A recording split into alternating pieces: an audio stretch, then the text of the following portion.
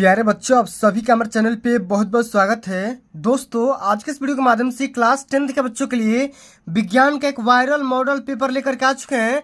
और बच्चों, इस वीडियो के माध्यम से मैं आप सभी के लिए इस पूरे मॉडल पेपर का A to Z सोल्यूशन लेकर के आ चुका हूँ।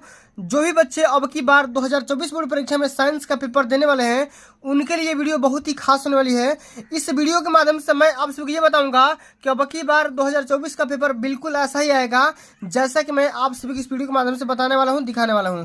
और इस पेपर को अगर आप देख लेते हो तो इससे बाहर एक भी प्रश्न नहीं आएगा 2024 बोर्ड परीक्षा में। और अब की बार धुआं धुआं उड़ा देना है। और जिन बच्चों का टारगेट है 95% स्कोर करने का, वो इस वीडियो को शुरू से लेकर के अंत तक जरूर देखेगा।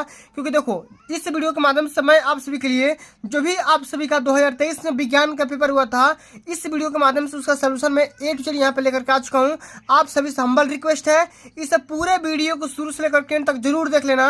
वीडियो को लाइक कर देना, शेयर कर देना, अगर चैनल पर नए हो तो सब्सक्राइब कर देना। ठीक है, देखो बच्चों, जो भी आपका 2024 का पेपर आएगा बिल्कुल ऐसा ही पेपर आएगा जो भी आपका 2023 में पेपर आया हुआ था। ठीक है, बिल्कुल मैंने ऐसा ही आएगा जैसा कि आप ये पेपर देख पा रहे हो, बिल्कुल ऐसा ही आने वाला है। ठीक है, यहाँ पे रोल नंबर लिखा रहेगा, एडमिट कार्ड से मैच करवा कर लिखना होगा, नाम भी यहाँ पे लिखना होगा। ठीक है, यहाँ पे देखो ईयर का नाम लिखा रहेगा, किस सन का पेपर है, कौन सा पेपर है, किस सब्जेक्ट का पेपर है। यहाँ पे पेपर का कोड दिया रहेगा, आपको कोड यहाँ पे आराम से देकर के यहाँ पे भरना होता है, लिखना होता है ओएमआर आंसर शीट में। ठीक है, तो सब कुछ बताऊंगा किस प्रकार पेपर को हल करना है और किस प्रकार ओएमआर आंसर शीट को भरना है, वो भी मैं बातें आप सभी को बताऊंगा। साथ में आप सभी लोग डिस्क्रिप्टिव आंसर को कैसे कर सकते हो, वही मैं इस वीडियो के माध्यम से बताने वाला हूँ, समझाने वाला हूँ। ठीक है, तो वीडियो को एंड तक जरूर देखना, वीडियो को लाइक कर देना, शेयर कर देना, चैनल पर नए हो तो सब्सक्राइब कर देना। ठीक है, आइए दोस्तों, इस पूरे पेपर को हल करने के लिए आपके पास कुल मिलाकर के 3 घंटा 15 मिनट का टाइमिंग होता है,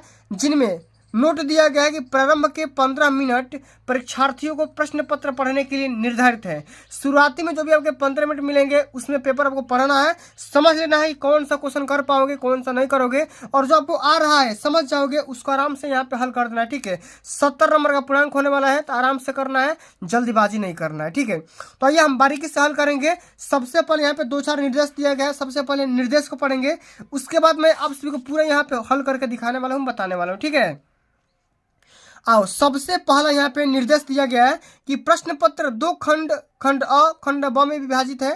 खंड अ तथा खंड ब के 3 उपभाग हैं, 1, 2, 3। ठीक है, और यहाँ पे आगे दिया गया है कि प्रश्न पत्र में खंड अ में बहुविकल्पीय प्रश्न दिए गए हैं, जिनमें से सही विकल्प का चुनाव करके ओएमआर आंसर शीट में भरना है और नीले और काले पेन का यूज करना है। ठीक है, ओएमआर को भरते समय किसी प्रकार का काटना पीटा नहीं करना है, इरेजर का या वाइटनर का इस्तेमाल नहीं करना है, जैसा कि आप सभी को निर्देश में बताया जा रहा है। ठीक है, खंड अ में बहुविकल्पीय प्रश्न दिए गए हैं, हर एक क्वेश्चन 1-1 नंबर का होने वाला है। और जो खंड ब होगा वो वर्णनात्मक प्रश्न होने वाला है, जिनको आपको कॉपी में हल करना होगा, लिखना होगा। ठीक है, जहाँ पे रिएक्शन देना होगा वो रिएक्शन करना है, जहाँ पे फिगर बनाने के लिए बोला जाएगा वहाँ पे फिगर बनाना है। ठीक है, चलो आओ, सबसे पहले यहाँ पे खंड अ को स्टार्ट करते हैं। पहला ही प्रश्न बहुत ही धाकड़ प्रश्न पूछा गया है कि किसी वस्तु का वास्तविक एवं बड़ा प्रतिबिंब बनाने के लिए उसे अवतल दर्पण की किस स्थिति में रखना होगा? वक्रता केंद्र पर, वक्रता केंद्र तथा फोकस दूरी के मध्य। ठीक है, दर्पण यानी दर्पण के ध्रुव यानी पोल पे, या दर्पण का ध्रुव पोल और फोकस के मध्य। ठीक है, तो कहाँ पे रखोगे कि वस्तु का बड़ा और वास्तविक प्रतिबिंब बनेगा? ठीक है, तो हम रखेंगे चौथा ऑप्शन में। ठीक है, कि दर्पण के ध्रुव और फोकस के बीच में रखेंगे। ठीक है, समझ में आ गया? चलिए, इसी प्रकार हम बढ़ जाते हैं। अगला जो हमारा क्वेश्चन पूछा गया बच्चों, ध्यान से समझिएगा, ये भी क्वेश्चन बोर्ड के पेपर में कई बार पूछा जा चुका है। ठीक है, इसको ध्यान से समझो। ठीक है, क्वेश्चन हमारा बोल रहा है कि किसी भी लेंस की जो क्षमता होती है वो कितनी होती है? ठीक है, आप सभी को ये बताना है। ठीक है, कि लेंस की क्षमता कितनी होती है, उसका आपको बताना है। ये आपको यूनिट दिया है। ठीक है, मीटर होता है कि प्रति मीटर होता है कि मीटर पर सेकंड होता है कि इनमें से कोई नहीं होता है? ठीक है, तो जल्दी से बता दो। अगर आप सभी को इसका आंसर पता है तो आंसर कमेंट में भी कमेंट कर सकते हो। ठीक है, तो लेंस की जो क्षमता होती है बच्चों, ये होता है P बराबर 1/f होता है। ठीक है, इसका फार्मूला होता है P यहाँ पे पावर जो कि शक्ति होता है, क्षमता होता है, F यहाँ पे फोकस दूरी होता है। ठीक है, और F का मान जो होता है हमेशा मीटर में होता है। ठीक है, अच्छा, 1/मीटर मतलब इसी को हम बोल सकते हैं प्रति मीटर बोल सकते हैं। ठीक है, क्या बोल सकते हैं? प्रति मीटर बोल सकते हैं, या इसको डायोप्टर भी बोला जाता है। क्या बोला जाता है? डायोप्टर भी बोला जाता है। तो इस बात को हमेशा ध्यान में रखना है, ठीक है। आइए अगला हमारा क्वेश्चन पूछा गया है, एक श्वेत प्रकाश किरण जब किसी कांच के त्रिकोणीय प्रिज्म से गुजरती है तब उसके रंगों में अलग अलग विक्षेपण हो जाता है, ठीक है। तो सबसे अधिक विचलन किस रंग के लिए होगा ये आपको बताना है। लाल रंग के लिए, या पीला रंग के लिए, या हरा रंग के लिए, या बैगनी रंग के लिए। तो सबसे अधिक जो विचलन होता है, ठीक है, वो बैगनी रंग के लिए होता है। चौथा ऑप्शन यहाँ पे राइट आंसर होगा, ठीक है। चलिए आगे बढ़ जाते हैं। अगला हमारा क्वेश्चन पूछा गया है कि सूर्य श्वेताभ प्रतीत होता है यानी कब? सूर्योदय के काफी पूर्व, सूर्योदय एवं सूर्यास्त के समय, या दोपहर के समय, या सूर्यास्त के काफी बाद। बताओ सूर्य श्वेताभ कब प्रतीत होगा? ये होगा दोस्तों दोपहर के टाइम, ठीक है। कब? दोपहर के टाइम में, ठीक है। श्वेताभ का मतलब ये व्हाइट, ठीक है। कब? व्हाइटिश टाइप का प्रतीत होगा, ठीक है। सफेद कब हो जाएगा? तो दोपहर के टाइमिंग होता है। तीसरा ऑप्शन यहाँ पर राइट आंसर होगा। अगला क्वेश्चन पूछा गया है कि किसी विद्युत चालक का प्रतिरोध निम्नलिखित में से किस बात पर निर्भर करती है, ठीक है। चालक की लंबाई पर, चालक के पदार्थ का घनत्व पर, चालक का अनुप्रस्थ काट पर, या चालक के आकार पर। यानी किस बात पे डिपेंड नहीं करती है ये आपको बताना है। तो चालक के आकार पे डिपेंड नहीं करती है, ठीक है। चालक के आकार पे डिपेंड नहीं करती है। बाकी जो आपको प्रतिरोध होगा, रेजिस्टेंस होगा, वो चालक की लंबाई में भी डिपेंड करेगा, घनत्व पे भी करेगा, और चालक के अनुप्रस्थ काट के क्षेत्रफल में भी करने वाला है, ठीक है। यहाँ पे इस क्वेश्चन का राइट आंसर यहाँ पे डी हो जाएगा, ठीक है। चलो अगला जो कि हमारा क्वेश्चन पूछा गया है, ध्यान से समझिएगा, ठीक है। Very very most important question है। जितना क्वेश्चन बता रहा हूँ यही आएगा बोर्ड के पेपर में, इससे नहीं आएगा, ठीक है, बाहर, ठीक है। कि कब 4 विद्युत चालकों का संयोजन बनाने पर उसका परिणामी प्रतिरोध न्यूनतम होगा, ठीक है।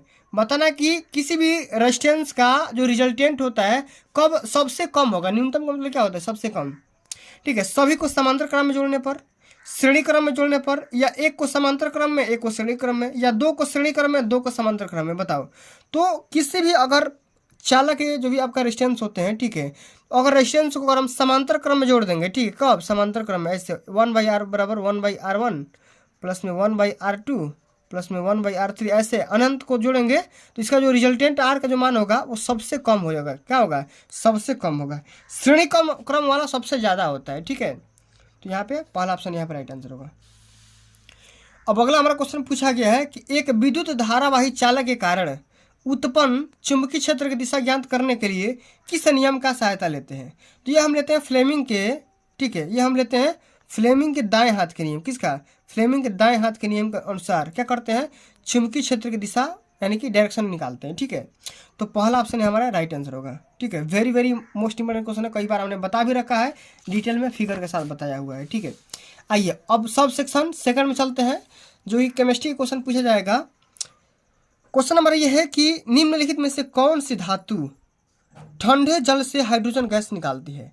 तांबा, सोना, पोटेशियम या एल्युमिनियम? बताओ तो कौन सी ऐसी धातु है जो कि ठंडे जल के साथ क्रिया करके हाइड्रोजन गैस रिलीज करती है?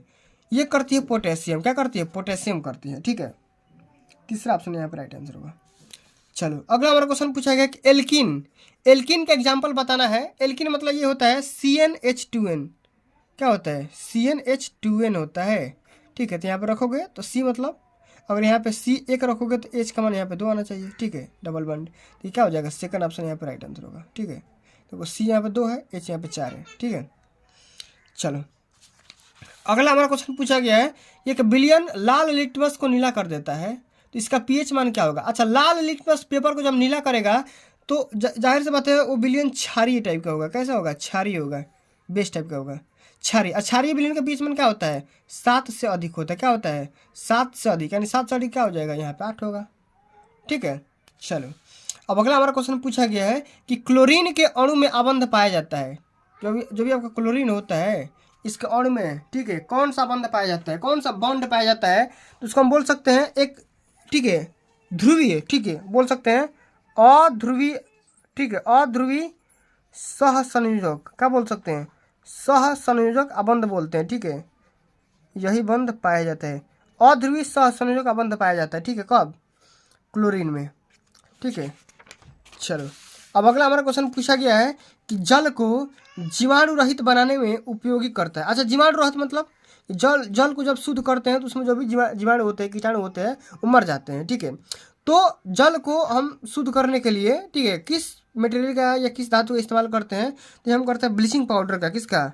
आप देखोगे कुएं में यही पाउडर डाला जाता है, ब्लीचिंग पाउडर। ठीक है, ताकि जल में जो भी जीवाणु है वो मर जाए। ठीक है, तो जल को जीवाणु रहित बनाने के लिए हम ब्लीचिंग पाउडर का इस्तेमाल करते हैं। कई बार बोर्ड के पेपर में आ चुका है ये क्वेश्चन। ठीक है, तो जितना बता रहा हूँ आप सभी लोग क्वेश्चन को तैयार कर लो। ठीक है, एक बात और, अगर आप मेरे व्हाट्सअप चैनल से जुड़ना चाहते हैं तो व्हाट्सअप चैनल का इसी डिस्क्रिप्शन बॉक्स में लिंक दिया गया है इस वीडियो के, आप वहाँ से जा करके मेरे व्हाट्सअप को फॉलो कर लो। व्हाट्सअप का लिंक यहाँ पे दे दिया गया है नीचे। ठीक है, तो आप नीचे को जाओ और फॉलो कर लो, ऑनलाइन स्टडी सीरीज उसका भी नाम है। ठीक है, चलो अगला हमारा क्वेश्चन पूछा गया है कि जिन अभिक्रियाओं में आयनों के विनिमय से नए यौगिक बनते हैं उन्हें कहा जाता है। उन्हें क्या बोल सकते हो बताओ? प्रतिस्थापन अभिक्रिया, उभय अपघटन, या योगात्मक अभिक्रिया, या वियोजन। तो जिन अभिक्रियाओं के आयनों के विनिमय से, ठीक है, आयनों के विनिमय से, ठीक है, जो भी इसके आयन होते हैं, आयन के विनिमय मतलब ट्रांसफर, ठीक है, डिप्लेस हो जाने से। ठीक है, तो डिस्प्लेस होगा तो नए यौगिक बने, कंपाउंड बनेंगे, तो उसको हम क्या बोलेंगे? उसको हम बोल सकते हैं प्रतिस्थापन अभिक्रिया। ठीक है, सब्स्टिट्यूशन रिएक्शन बोलेंगे, कई बार हमने बताया हुआ है। ठीक है, लैंग आंसर क्वेश्चन में। चलो अब सब सेक्शन सेकंड थर्ड में चलते हैं। बायोलॉजी क्वेश्चन है कि पादप में जाइलम का काम क्या होता है? तो पादपों में जो भी जाइलम का काम होता है वो जल का वहन करना होता है। पहला ही ऑप्शन यहाँ पे क्या हो जाएगा? सत्य हो जाएगा। ठीक है, चलो अगला हमारा क्वेश्चन पूछा गया है कि अनुवांशिकता के प्रयोग करके या प्रयोग के लिए मेंडल ने किस पौधे का उपयोग किया था? तो किया था टमाटर का। किसका? अरे सॉरी, यहाँ पे मटर का किया था। ठीक है, मेंडल ने अनुवांशिकता का प्रयोग करने के लिए मटर का इस्तेमाल किया था। यहाँ पे तीसरा ऑप्शन यहाँ पे क्या हो जाएगा? राइट आंसर होगा। ठीक है, सारे क्वेश्चन इंपॉर्टेंट है, सभी को ध्यान में रखो।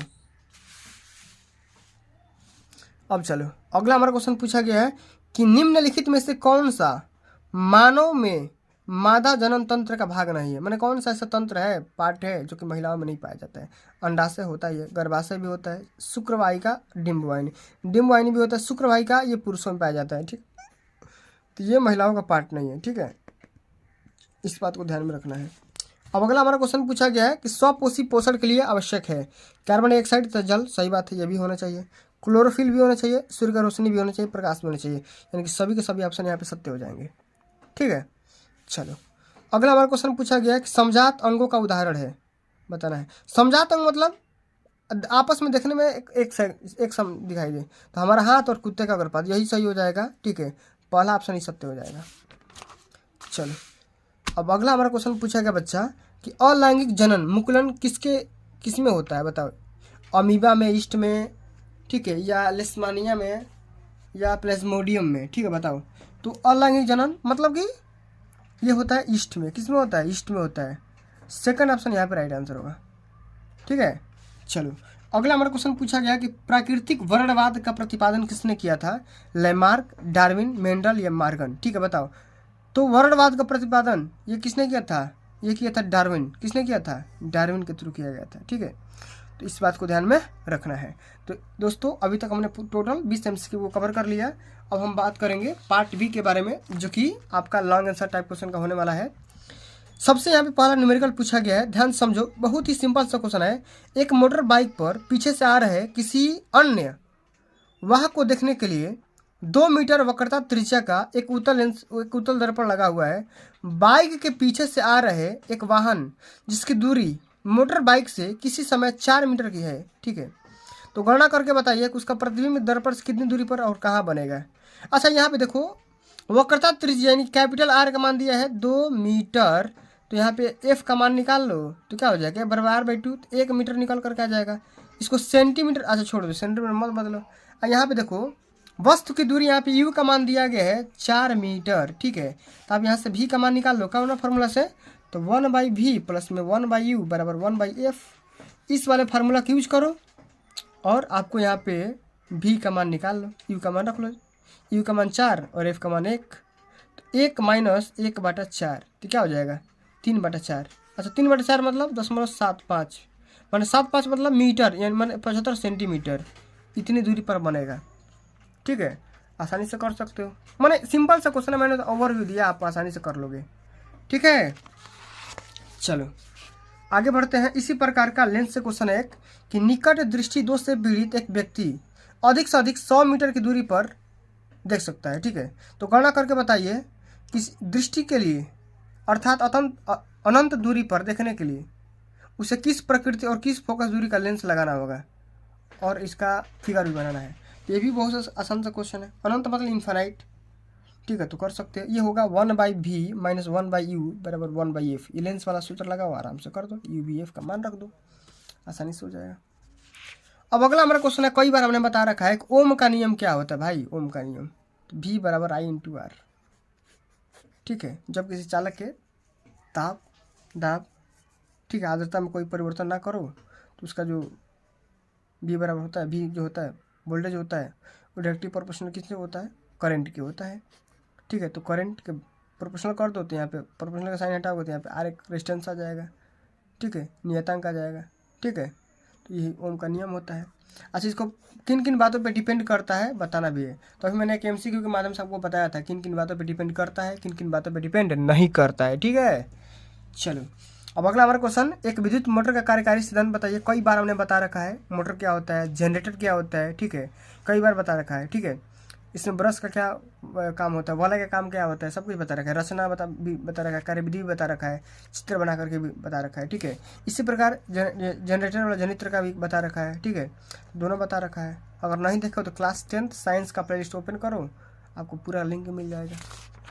ठीक है, अच्छा इसमें क्या करना है, रचना बताना है। प्रोपेनॉल का, डाई मिथाइल पेंटेनोइक एसिड का, प्रोपीन का, ठीक है 2 मेथिल ब्यूटेनॉल 2 का। ठीक है, तो सब कुछ आसान है, IPC नाम वाला है तो आराम से फिगर बना दो। ठीक है, अगला हमारा क्वेश्चन यहाँ पे है कि Na सोडियम मैग्नीशियम एल्युमिनियम के तत्व हैं जिनमें संयुक्ता इलेक्ट्रॉनों की संख्या क्रमशः 1, 2 तथा 3 है। इनमें से किसी परमाणु की त्रिज्या किसकी अधिकतम होगी, किसकी सबसे अधिक अवक्रियशील होगी, प्रत्येक के लिए कार्य सहित स्पष्ट करना है। 4 नंबर का है, आराम से कर दो। इसमें रिएक्शन को यहाँ पे बैलेंस करना होगा। ठीक है, प्लास्टर ऑफ पेरिस को जिप्सम बनाना है। हाइड्रोजन और क्लोरीन को यहाँ पे जब रिएक्शन बनाओगे तो क्या बनेगा, हाइड्रोक्लोरिक एसिड बन जाएगा। ठीक है, ठीक है H2SO4 बनेगा। ठीक है, अच्छा यहाँ पे जिंक कार्बोनेट है तो जिंक ऑक्साइड बनेगा, और क्या क्या बन सकता है। ठीक है, रिएक्शन कंप्लीट कर दो, आसानी से हो जाएगा। ठीक है, इसी प्रकार इसको करना है। ठीक है, इसमें देखो बताना है, अगर टिप्पणी भी दे सकते हैं, वियोजन अभिक्रिया क्या होता है, संक्षारण क्या होता है, यशत लेपन क्या होता है। ठीक है, चलो इसी प्रकार से बहुत ही सिंपल सा क्वेश्चन आता है, मेंडल का नियम क्या होता है, इसी एग्जाम्पल के साथ बताना है। पुष्प निषेचन क्रिया को प्रदर्शन करने के लिए स्त्री केसर की लंब काट का नामांकित चित्र बनाना है। ठीक है, वर्णन भी करना है। बहुत सा सिंपल सा क्वेश्चन आता है, वन संरक्षण क्यों आवश्यक है, इससे क्या क्या लाभ हो सकता है, वर्णन करना है। ब्रिकार्ड ठीक है या नेफ्रॉन की यहाँ पे फिगर बनाना है, कार्यविधि भी स्पष्ट करना है, आराम से कर सकते हो। अगर ये नहीं आ रहा तो इसको करो, मानव में पाचन तंत्र का नामांकित चित्र बनाओ।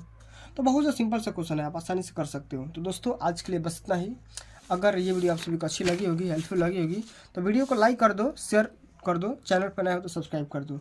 जल्द ही मिलते हैं अगली वीडियो में, तब तक के लिए जय हिंद, जय भारत, वंदे मातरम।